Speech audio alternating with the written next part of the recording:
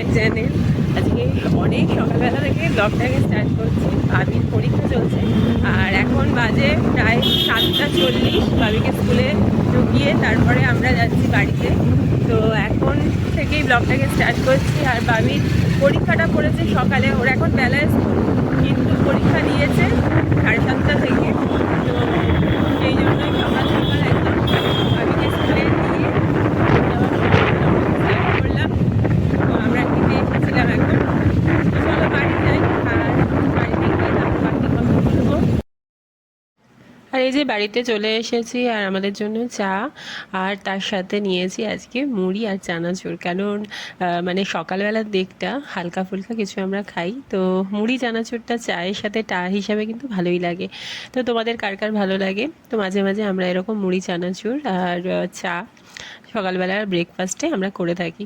তো এই খাওয়ার পরে এবার তারপরে চলে যাব রান্না করতে। আর রান্না করতে যাব আজকে কাটাপোনা মাছ, যেটা হচ্ছে সকালবেলা আসার সময় নিয়ে চলে এসেছি। তো একটু বেশি করে নিয়ে এসেছি, দুদিনের মতো। তো একদম পাতলা করে ঝোল করব, কারণ এতটাই গরম পড়েছে। তো তো চা আর এই মুড়িটা আমরা কমপ্লিট করে নিয়ে চলে এসেছি রান্নাঘরে। আর এখন আমরা লিকার চা খেলাম। তো ভাবলাম একটু পরের দিকে, মানে ঘন্টাখানেক পর বাবিকে তো স্কুলে আনতে যাব সেই 11টার দিকে। তো তার আগে একবার দুধ চা খাবো। তো সেই জন্য এখন লিকার চাই খেলাম। তো সকালের দিকটা এখন লিকার চাই খাই। আর তো চলো এবার রান্না বান্না করে নিই। আর তো এখানে আমি সবজিও কেটে রেখেছি। সবজি এখানে ঝিঙে আলু দিয়ে একেবারে পাতলা ঝোল করব। আর এই গরমের সময় এই ঝিঙে আলু দিয়ে যে কোনো মাছের ঝোল বলো বা পাতলা এমনি নিরামিষ বিভিন্ন সবজি দিয়ে ঝোল করে তারপরে একটু লেবু দিয়ে খেলে বেশ ভালোই লাগে। তো এখন কয়েকদিন এরকম কোনো রকম স্পাইসি খাবার করছি না, এতটা গরম পড়েছে বলে। আর এখানে একটু মাছের তেলও ভেজেছি। তো চলো রান্নাটা করে নিই। তো এই যে যাওয়ার আগে একটু চা বিস্কুট খেয়ে তারপরে বাবিকে আনতে যাব। আর এখন দুধ চা খাচ্ছি। আর তারপরে বাবিকে নিয়ে এসে সময় আবার অফিসে বেরোবে।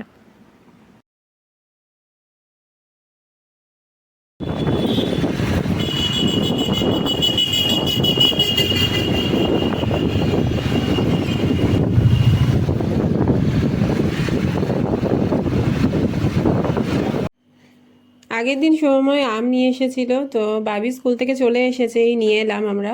আর ওকে একটু আম কেটে দিলাম এখন স্কুল থেকে এসে। তো এখন প্রায় 12টা বাজে। আর বাবিকে এবার চান টান করিয়ে দেবো। আর সময় তো যাবে একটু পরেই, অফিসে বেরিয়ে যাবে লাঞ্চ করে। আর তারপরে আমরাও লাঞ্চ করে নেব।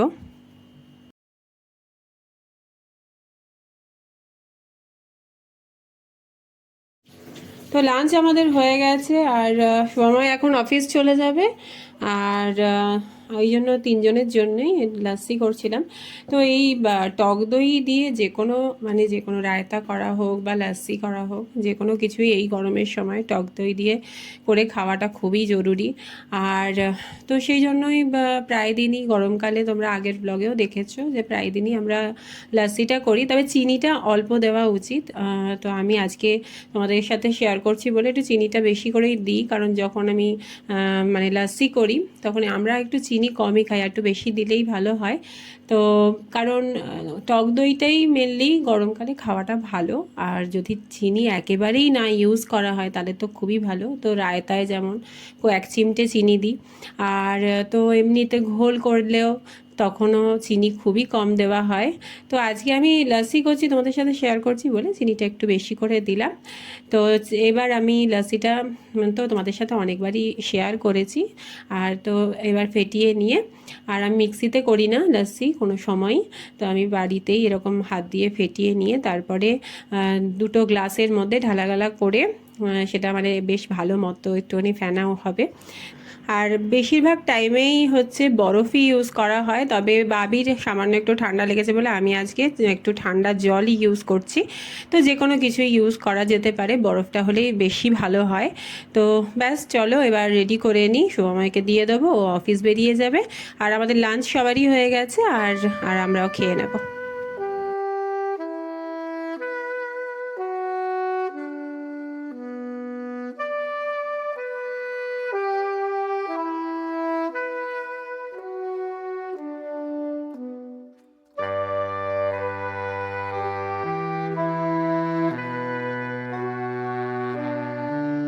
তো ওদেরকে দিয়ে দিয়েছি। অবস্থা দেখো, এত গরম, আর গরমে এই ঠান্ডা ঠান্ডা লাস্সি।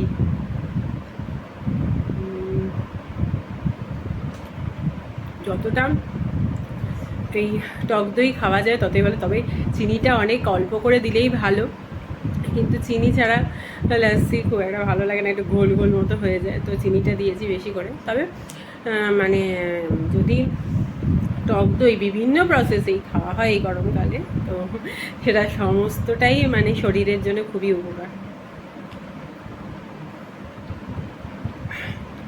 চলো আমরা লাস্সি খাই। তো আমরা এখন ঠান্ডা ঠান্ডা লাস্সি খাই। তোমাদের সাথে পরের ভিডিওতে আবার দেখা হচ্ছে। তোমরা ভালো থেকো, সুস্থ থেকো, টাটা, বাই বাই।